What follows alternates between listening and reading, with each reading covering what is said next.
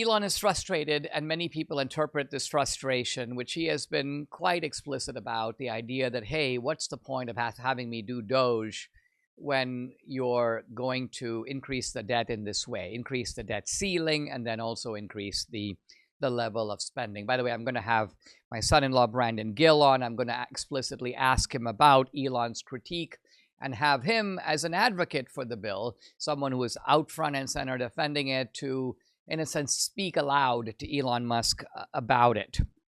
But I don't think that the people who say that Elon is upset because he wanted electric vehicle mandates, in other words, he's upset because he had his own subsidies that are being eliminated. I don't think that that's right or fair to Elon. I also don't think it's quite right to say, although there may be an element of this, that Elon Musk is just bitter at Trump.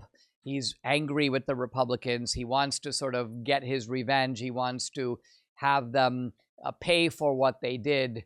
I'm sure Elon has these kinds of feelings, but I think that Elon Musk's real motive is this. He thinks that a third party, however small, could hold the balance of power between the two parties. In other words, when you have a closely divided country, and let's remember that the Trump margin, even though it was in the electoral vote, it seemed pretty decisive for Trump, it was a very close election. Just a point or two in certain areas, and it could have swung the other way. Trump gained in all the swing states, and he gained even in blue areas, and he gained a little bit more in red areas. But still, you're looking at close majorities in the House and the Senate. So I think here's Elon's view. If I have in my pocket, or in my camp, I'm talking now as Elon, let's just say 2 senators and 10 congressmen, then we kind of hold the balance of power. And so both parties would have to negotiate with us. Think, for example, about the religious parties in Israel. They're able to negotiate with Netanyahu and wrest all kinds of advantages for themselves. And I'm not saying that Elon is looking for perks and advantages. I think Elon is basically saying, if we're the balance, we hold the balance of power, you're going to have to take our issue. And in this case, let's say it's budget cuts. You're going to have to take that seriously. Many people have pointed out that a third party in America is only good for the Democrats. Look at the example of Ross Perot. And I agree with this analysis.